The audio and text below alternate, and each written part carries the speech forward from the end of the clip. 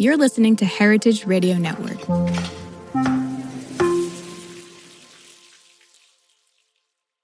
Hey listeners, we're back with another special episode. Today we're jumping into the world of Black wine. And Black folks are planting more than just grapes. They're planting stories, savoring joy, and building spaces where everyone can raise a glass and feel at home. In today's episode, we're celebrating that joy, the kind that grows when Black hands, hearts, and visions shape the land and the glass. So I'm sitting down with our reporters Ash Tyler and Kiki Canuto to talk more about Black wine, community, and what it means to watch dreams bloom. I'm Taylor Early, and this is Meet and Three on HRN. Meet and Three. Meet and Three. Meet and Three. One meat, three sides. Food, news, and storytelling. A square meal. For your ears. Meet and Three.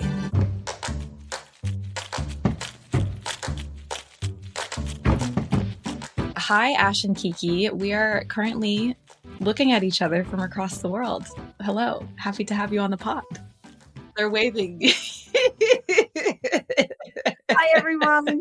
Hi. Hi, Kiki. Hi, Ash. Ash, this was your pod baby from jump. This was something that when you came into the fellowship, you expressed you wanted to showcase Black wine and Black winemakers. So how did you come up with the idea for this episode? Last year, I read We Are Each Other's Harvest by Natalie Bazile. It's a book about like the history, present, and future of Black agriculture in America. And it's told through vignettes of like poems, history, essays, profiles of people, just to understand like what's going on with Black agriculture and Black farmers. And I was just completely inspired by it. While there's still unrepaired harm that we know and agriculture and stuff like that. I was just so taken aback by all of the stories of joy and fun and the ways that young Black farmers are really taking a stand today and doing so much great work all over the United States. I grew up in Kentucky, so I saw a lot of white farmers. I did not think it was a Black industry. I did not see a lot of Black farmers out there. I felt discouraged from careers like that in agriculture. If anything, you hear things from your parents and from your family. Well, you know, that's too close to slavery. You want to be a lawyer, you want to be a doctor, you want to be an engineer. Yeah. And so I thought this book was wonderful to see Black people and young farmers reclaiming these spaces. And so I thought about what other agriculture spaces that I think are kind of exclusive that I want to see Black people kind of taking the reins and opening up doors. And I thought of the wine space, especially because there was another version of myself a few years ago before COVID that maybe wanted to take a job in marketing and wine on the West Coast. And I was really interested in wine. That's eons ago, but I know that that's a really fun niche for me. And so I really wanted to take that space and take a look at that space of creative Black farmers, winemakers, and entrepreneurs who are really reinvigorating the industry today and really celebrate those people. Gorgeous. I love that. In this process of pitching, you initially had an idea, but as the season went on and as the realities of doing remote radio work kind of settled in, who were you imagining interviewing as kind of your constellation for this exploration in Black wine? So I definitely wanted to get a lot of winemakers on this episode. I live in Chicago, so the Midwest does have a lot of wine. People may not think about that, but I was really looking to find some Midwest winemakers. I also really wanted to get this place called Bronzeville Winery on the podcast because it is a restaurant that I frequent. It was one of the first Black wine spaces on the south side of Chicago. And so you guys are going to hear from them and it's going to be really amazing. I'm glad that I got them on the podcast. And yeah, I wanted to get people that I knew and people that I didn't know. And I was really open and I was excited for the people that we have on the episode today. Yeah, and we had the opportunity to hear an in-person interview done by the one and only Kiki. What was it like for you to hop into this project and actually do an in-person interview? It was really refreshing to walk with LaShea Delaney of Carla's Fresh Market. She is an incredible woman and sommelier out of Carla's Fresh Market, and she just gives this little zing and little bright light to the wine world here in LA. There are a lot of sommeliers here, but predominantly it's it's white focused winemakers and somms in the area. And to see someone like LaShea kind of just dominate the space and like take hold of the wine program at Carla's Fresh Market, I was like, I need to speak with you. And it was unexpected. We were supposed to kind of like sit down and like have a more formal interview, but we decided to just go on a walk because there was nowhere to sit. And I think the walking and talking helped open up her world and give her a little bit more perspective on like what to share about wine, what she's into, and all of these different things. And it just made for such an enjoyable conversation. I love that. Yeah. I think it's so funny when people forget that interviews are genuinely just good conversations, or that's how you're really trying to foster. And there's something wonderful about hearing the result of a walk and talk interview. You get to embody the conversation a bit more. And because wine is this multisensory experience, I feel like listeners, you'll hear that there's a lightness to the conversation, and you both clearly enjoy each other's company. And so it was really cool to be able to add that texture and that experience for the listeners and for us and for you. All right, Ash. Well, and Kiki, if you have some thoughts about this too. What do y'all want the listeners to take away from these stories?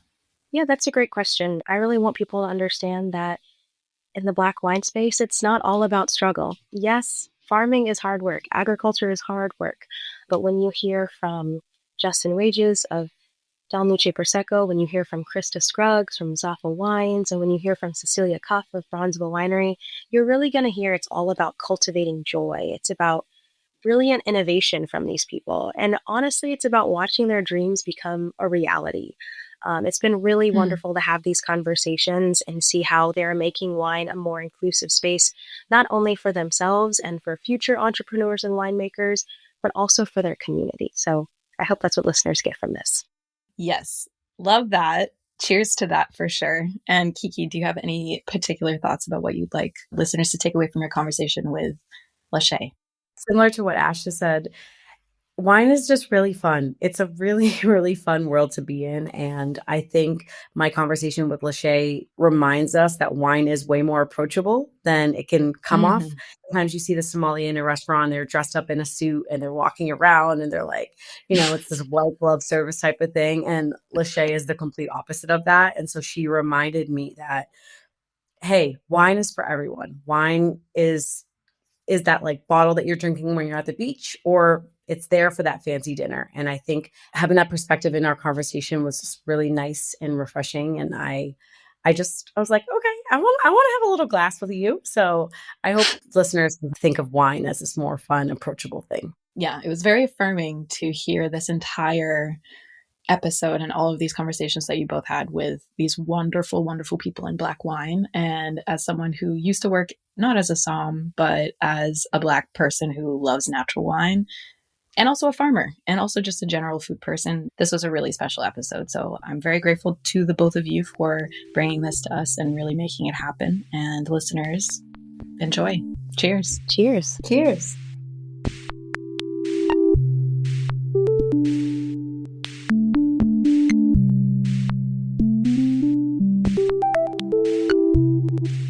For all my wine drinkers out there, when you think about wine in the US, you probably think about California, Napa or Sonoma, right?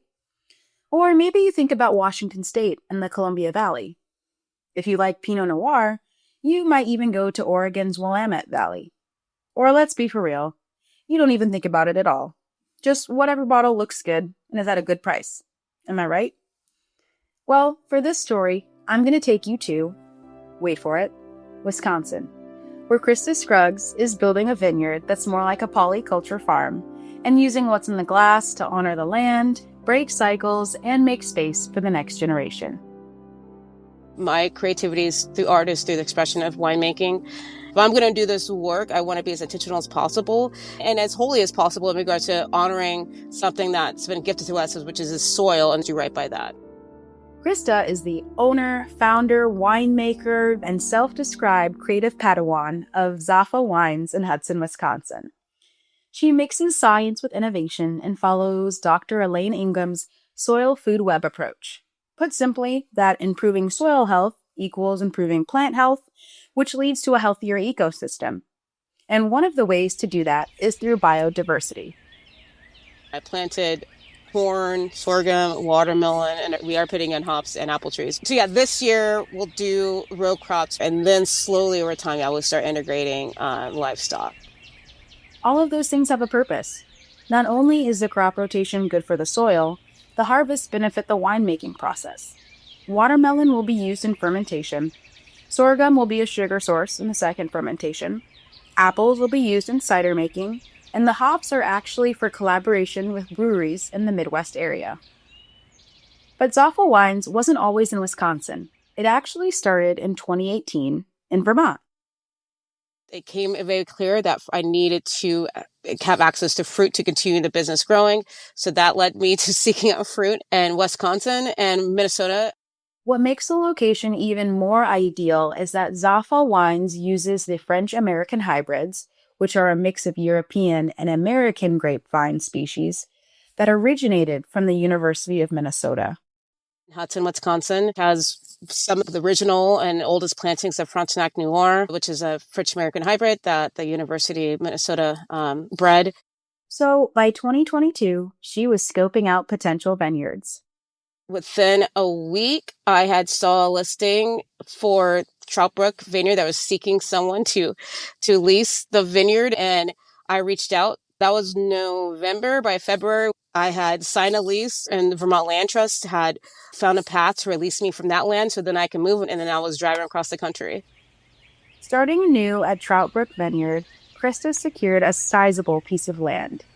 The land itself was roughly 70 acres, but under vine right now, there's 13 acres, a little under 6,000 vines that we're farming right now. ZAFA's move from Vermont to Wisconsin felt like she was finally stumbling upon what she was meant to do. Stumbling upon, I think, is the right phrasing. And it seems like that's been my whole journey and what I now describe as my purpose. The name ZAFA is a reference to Junot Diaz's book, The Brief, Wondrous Life of Oscar Wilde. It represents a counterspell to colonialism, a powerful reclamation. It's truly rooted in my purpose as a human being. I have the letters tattooed on my knuckles. Even if I couldn't make wine or farm, it's still something that resonates to me simply just as a human being. It captures the legacy Krista is deliberately shaping. As someone who is a minority, not just in life, but in this industry, is to focus and make sure that I keep on doing the best work that I can do so that I can continue to create a path for others to come and walk through this door. Krista is using her resources and creating opportunities for the next generation in this historically exclusive space. Everything that I'm building right now will stay in the hands of our community. That is rooted in ZAFA's business plan too, that this will continue to be passed on in the hands and always be BIPOC founded and ran, period. She's just one of a few Black winemakers in her region, but she sees that as a motivator. If I'm the only one in the room, I'm going to be the effing best at it so that my marginalization is the last thing they're concerned about, and what they're hyping up is that the shit that they're drinking or the work that I'm doing is awesome.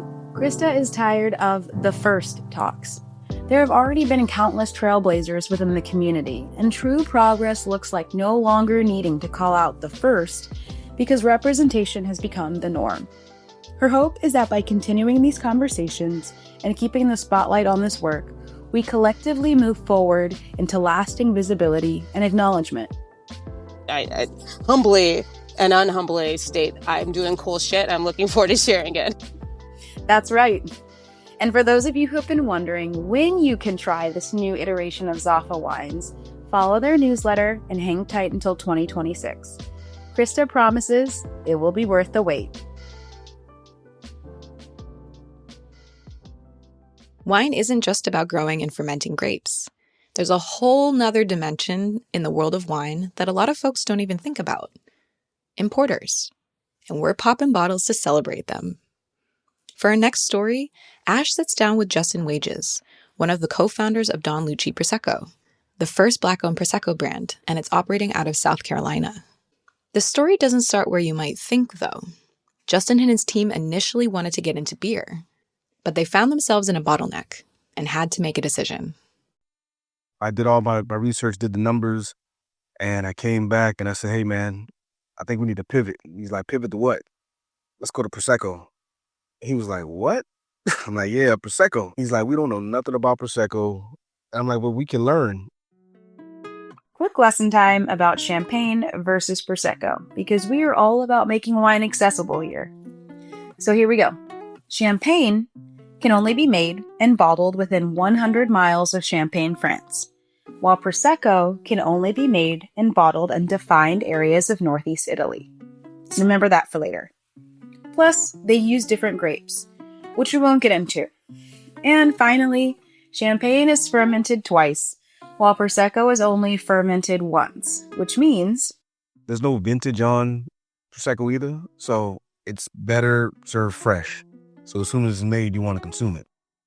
You may be wondering, how did Justin and his team actually make the switch to Prosecco? What did it take to make their dream from beer to sparkling wine come true?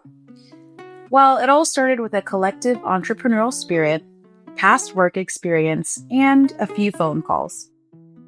So when I was selling insurance, I learned about the cold call. I just felt like, hey, I gotta call and send emails, and I need to try to find some kind of connection, somebody to guide me in a certain direction.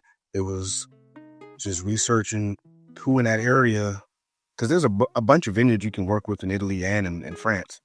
You know, sometimes you need, a degree of separation to sort of get in, and then sometimes you just gotta have a good plan and somebody like your plan. So, yeah, it was just a lot of cold calls. Once they found a family to work with, he and the rest of the founders, David Kinlock and Andre Grundy, made their way to Italy. Once we got to Italy, we were working with the family. I mean, these are some of the nice people I ever met. Like, they took us in like family. They're extremely nice people. So we felt like family when we got over there. So then coming back home, moving the product, some things feel a little different because you are Black and you might have an Italian wine, which some people say maybe doesn't line up, but we think it does. While this niche may not make sense to some, especially taking into consideration that BIPOC individuals make up less than 1% of winemakers in America, that didn't matter to the Don Luchi team. What mattered was bringing the highest quality product to Charleston, and they delivered. Don Luchi has a denomination of Controlled and Guaranteed Origin Label, or DOCG. This designation signifies the highest quality level within Italy's wine classification system. With Don Luchi, they raised the bar and opened the door for others to enter this space. We're carrying a phenomenal product from an Italian vineyard. So, yeah, there's not a lot of minorities in this space, and one reason we're also in it is to bring light to it, to show people that you can have ownership in this space. You can shake it up a little bit, and hopefully we open the doors for some other people in the future. The Don Luchi team is involved in every step of the process to ensure customers receive the freshest product. They work with the family in Italy who produces the sparkling wine, and then Justin coordinates the pickup, and the wine is loaded on a ship and sails its way to be imported to South Carolina. In Charleston, the bottles are prepped to be sold. The name has a special meaning to the company. Man, Don Luchi, are you familiar with Sasha Fierce? It's like Beyonce's alter ego, right? That's what we sort of look at Don Luchi as. So Luchi was like, that's my nickname growing up, right? And Luchi means bread, Don means boss. And it just sort of stuck. It just made sense for us. Don Luchi can be anybody. It's a set of standards, morale, how you carry yourself. Don Luchi lets us embody that boss energy when enjoying their Prosecco. Anybody can be Don Luchi. When you sip Don Luchi, you are Don Luchi. You know, you just carry that swagger about you. Not only do they bring the vibes, they celebrate community. Now we have the opportunity to create what we want and then include our wine with it and then include the culture with it and the people in our community. And it's been great.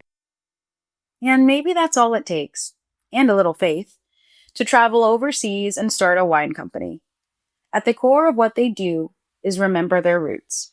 They honor and integrate that into the final product, making sure their ideal customers know that mixing bubbles and culture go hand in hand.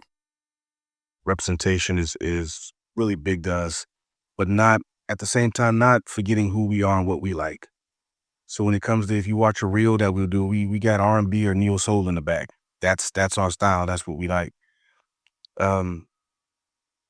We wanted to add our flair, our touch to this industry, right? Because it's been done the same way for so long. Show the culture that everybody can enjoy this. And they are making a big impact in such a short amount of time. The company started in July 2023 and has already expanded their line by dropping a rosé this past March. Justin shares they're planning for online shipping, which is very much in high demand. And to get here, Justin and the team go by one model. We got a saying, we say slowly but surely. We're not in a rush. One thing we did when we started this brand, we said we're not going to cut any corners. And we say, hey, slowly but surely, in due time, we'll be where we need to be. Well, I know I'll be waiting patiently for them to make it to Chicago.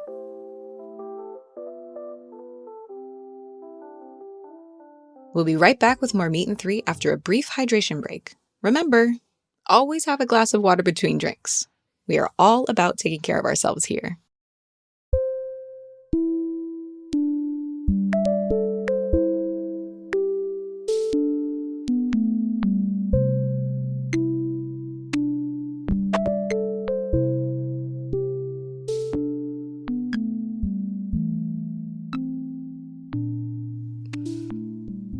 Welcome back to Meat and Three. I hope you're feeling hydrated. Now, let's shift into the world of Black wine and hospitality, where it's not just about serving, but about shaping spaces, ones that are rooted in care, culture, and community. We're picking it up with Kiki Canuto as she takes us on a stroll through Los Angeles with LaShea Delaney, wine buyer and sommelier at Carla's Fresh Market. Sometimes people are just completely shocked to see my face. And I choose to take that positively, that they have now had their eyes open to the possibility that this Black woman could be the one who's like in charge of what they're drinking. So I think that also has been a thing. LaShea's love affair with wine started back when she was a bartender. As she grew more and more involved in the wine industry, her interest in the stories behind wine came into focus. Who are the winemakers? How was the wine fermented? Where are the grapes grown? These simple questions began to fuel her curiosity, pulling her deeper into the world of wine, an industry overflowing with nuance and variety in its offerings. But there's a lack of diversity within the natural wine community. Only a few years ago, I would say, when I went to big group tastings, I would be one of few women and probably one of two Black people in the room. That has gotten much better in time. LaShea shares that being a Black sommelier can be an advantage, as her identity and lived experiences give her a unique perspective, shaping not only how she moves through the industry, but how she experiences wine itself. Tasting notes of wines all come from lived experience and memory. So I don't have the same ideas about wine as someone who maybe grew up on a vineyard in Piedmont. My memories and what I bring to the wine are just different. In an industry as intimate as wine, success is rooted in the strength of your connections. LaShea has found a strong community among BIPOC sommeliers. I think that there being so few of us, we kind of find each other and gravitate towards each other, which I think is a really important part of the job, because it is so much about like relationship building. Being a sommelier means constantly educating yourself on what's new, whether that's emerging wine regions, innovative winemaking techniques, or evolving food pairings. Before LaShea had any formal wine education, she learned from mentors who nurtured her palate and opened pathways for her to truly flourish in this craft. I worked in restaurants for years and years, and that meant that I tasted a lot of wine as my job, and I went to as many tastings as I could. I talked to as many winemakers who came to town as I could, and I continue to do things like that. For the first time, it's up to LaShea what's stocked, what's poured, and the story behind each label. As the wine buyer at Carla's Fresh Market in Highland Park, Los Angeles, she's curating more than just bottles. She's paying it forward, sharing the knowledge she's gathered over the years. I love doing wine education, being able to talk to the staff about what wines we were stocking on the shelves and why it was important was really fun. This is one of those positions that has been really fruitful for me and has given me a lot of confidence in my skill set. Now she focuses on creating a space for more BIPOC voices in the wine world. Her next personal project is a blog about the different careers in wine and all the ways wine can enrich your life. I didn't know that I could want those jobs until I was deep into my 20s. And it would be great if there's someone out there who's like, I don't know anything about wine, but I do like to travel and I do love food. How can I put them together? Of course, a walk around LA isn't complete without a dog sighting, an Erewhon smoothie, and we cannot forget those leaf blowers. I feel like it's everyone wants to cut stalking their us. grass right Yeah. now. Okay. That's Los Angeles in general. Yeah. Everyone's always with a leaf blower doing something. While orange wine might be having a moment, LaShea has really been loving a dark rosé of all kinds, like a rosato, and I would say no one should be afraid of dark rosé. Cheers to the dark rosé waiting for her moment, and to all of the Black sommeliers making room for the future generations to shine and wine. Amen. And cheers to that. I, for one, am so grateful to hear from somms like LaShea, making us other Black folks working in and loving natural wine feel seen and heard. For our final story, we're heading back to Chicago with Ash, to the historic Bronzeville neighborhood. Here, Cecilia Cuff and Eric Williams, the owners of Bronzeville Winery, have created a space rooted in history, accessibility, and the celebration of a community that they, and Ash, deeply admire. Bronzeville has long stood as a beacon of Black culture and history. The neighborhood has been called home by a range of acclaimed writers, artists, musicians, and activists over the years. People like Gwendolyn Brooks, Louis Armstrong, Bessie Coleman, and Ida B. Wells. So when Cecilia Cuff decided to open Bronzeville Winery, celebrating the neighborhood was just as important to her as choosing the wine. In Bronzeville, we are beautiful, beautiful Black metropolis. It's where Great Migration started with the Chicago Defender, and we've just got such a rich history from all of the musicians and the artists that have come from our space. And so we wanted to be able to have the opportunity to share that with the world. And Cecilia has focused not only on celebrating the neighborhood's past, but also elevating its current community by working with local artists to bring the winery to life. Everything from the chairs and tables, which were made by Norman Teague. He's an incredible, incredible Black designer and artist from the South Side, to the light fixtures, which were made by Lucy Slavinsky. Even the art on the walls, which was designed and printed by Krista Franklin, who is a local artist from the South Side as well. I think we wanted to create a space that really just amplified the voices that already existed in our communities. When people think about fine dining in Chicago, their minds often go to downtown or the North Side. And there are certainly some great spots there, but the owners wanted to challenge the idea that those are the only destinations. They set out to create an elegant, welcoming space right in the heart of Bronzeville, a place where neighbors could gather, connect, and enjoy food, wine, and that stylish atmosphere without having to go far. To be able to create a space that has a reputation for the same type of service, the same level of offerings, whether it be wine lists or food offerings, that you would be able to find either on Michigan Avenue or in Lincoln Park or, at your favorite space in Spain. Wine isn't necessarily easy to get into. Price tags and terminology can make it intimidating for beginners, so Cecilia recognized that investing in the winery and specialized equipment could create different avenues to help the community better access wine.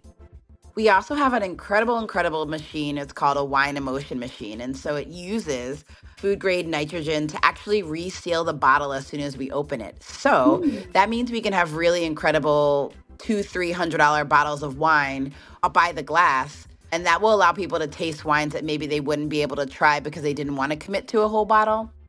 To help further community connection, Bronzeville Winery began hosting a wine collective. Monthly gatherings with guest speakers like wine experts, local producers, and vintners from as far away as Portugal. They're so fun, and it's such a great way to meet like community. And it's also a great way to experience wines in a way that feels really approachable, because that was something that was important to us as well, is to add an approachability level where you knew how to talk about wine, or you could ask the question that maybe you didn't want to ask in a public room because everyone's asking questions. And so it's so fun. Beyond hosting events for locals and wine lovers, Cecilia and Eric are also preparing to launch a special label, 44 by Bronzeville Winery. The goal is for direct financial reinvestment into their community and the hospitality industry. A portion of the proceeds of every bottle will actually go, one, towards the artist, Krista Franklin, whose artwork is displayed on our walls at Bronzeville Winery, but also displayed on the label of the bottle. And then also towards our nonprofit, PTTC, which is going to be reinvesting in creating the next generation of minority hospitality and female leaders. Through their nonprofit, the winery is working to further strengthen the city's network of up-and-coming Black hospitality leaders. And internally, they focused on offering mentorship and growth opportunities to employees so they're prepared to move up in the industry. We really wanted to create that continuous possibility and revenue stream to allow us to continue to reinvest in the next leaders of tomorrow in the hospitality industry who are like-minded and want to make sure that we're growing our industry as a whole. It's clear how much the owners of Bronzeville Winery love their neighborhood. They've worked tirelessly to create something tailored to their community. We really were just amplifying and celebrating those things in our community that were already really special. When we thought about our wine list, we really wanted to focus in on some of those hard to find or hard to seek items, and also allow people to explore and think outside the box. And so we had everything from a Lambrusco from Raekwon from the Wu-Tang Clan to really beautiful Sasane, which is by Nsiki Biela from South Africa, the first Black female winemaker in South Africa. So I think for us, we wanted to create something that felt really a little bit about storytelling, but also a little bit like you kind of were in on a secret that maybe no one else knew about. And that's really special for the Bronzeville community as a whole. So next time you happen to be in Chicago, make sure to come down and visit Bronzeville Winery and enjoy a glass. You might even catch me there.